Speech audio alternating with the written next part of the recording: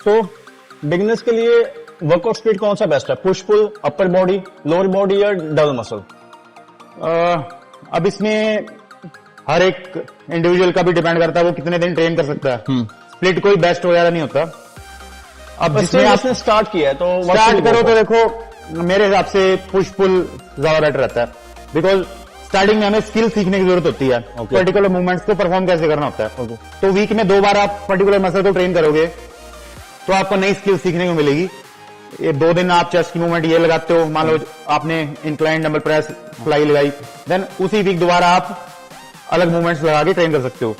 और फिर सेशन भी मेरे हिसाब से सही वॉल्यूम का होता है। अगर आप सिंगल बॉडी पार्ट ट्रेन करोगे तो वो उसमें 3 से 4 एक्सरसाइज से ऊपर लगाने का मेरा मतलब नहीं बनता। कोई पर्टिकुलर मसल की 3 से 4 एक्सरसाइज मैक्स होती हैं। तो इफ आप सिंगल बॉडी पार्ट करोगे वो 7-8 एक्सरसाइज कैसे लगा लोगे आप सिंगल बॉडी पार्ट की? तो फिर क्या होना चाहिए? डबल? मेरे हिसाब से हमने ध्यान में रखना है पुश पुल लेग आपके लिए बहुत बढ़िया स्प्लिट है, चाहे वो बिगिनर भी है, चाहे एडवांस है, चाहे इंटरमीडिएट है। सारी चीजें प्ले अराउंड करती हैं। वॉल्यूम कैसे दे रहे हो, पर्टिकुलर एक्सरसाइज सिलेक्शन कैसे कर रहे हो, स्प्लिट का ज्यादा मैटर नहीं होता, बट बिगिनर को मेरे हिसाब से पुश पुल लेग लगानी चाहिए। तो वीक बॉडी पार्ट है, अगर लेग्स वीक हैं तो कैसे ट्रेन करें, और फ्रीक्वेंसी या वॉल्यूम किस तरह होना चाहिए?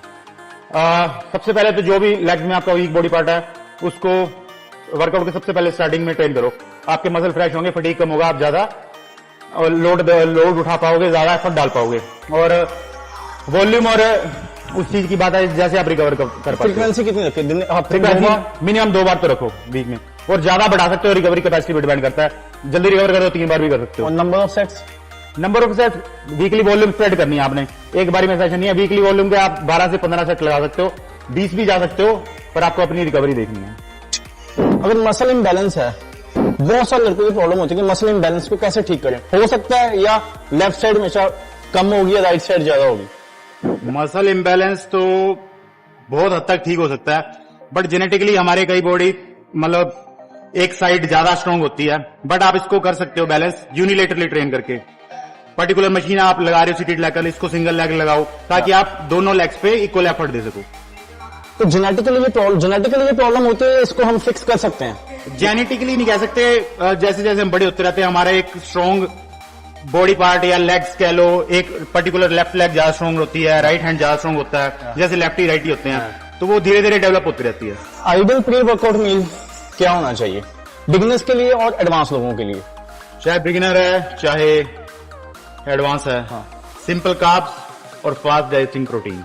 सिंपल कार्ब्स कौन से ऑप्शन? सिंपल कार्ब्स में व्हाइट राइस ले लो, अब मैं जैसे क्रीम ऑफ राइस लेता हूँ, simple plain white bread, fruits, ठीक है, जो फाइबर्स कम हो, ठीक है, वॉल्यूम जिनकी कम हो पर कैलोरी डेंस हो, जिससे आपका पेट ब्लोट ना हो, ज्यादा हैवी ना लगे। क्या वे प्रोटीन ले सकते हैं बिफोर वर्कआउट?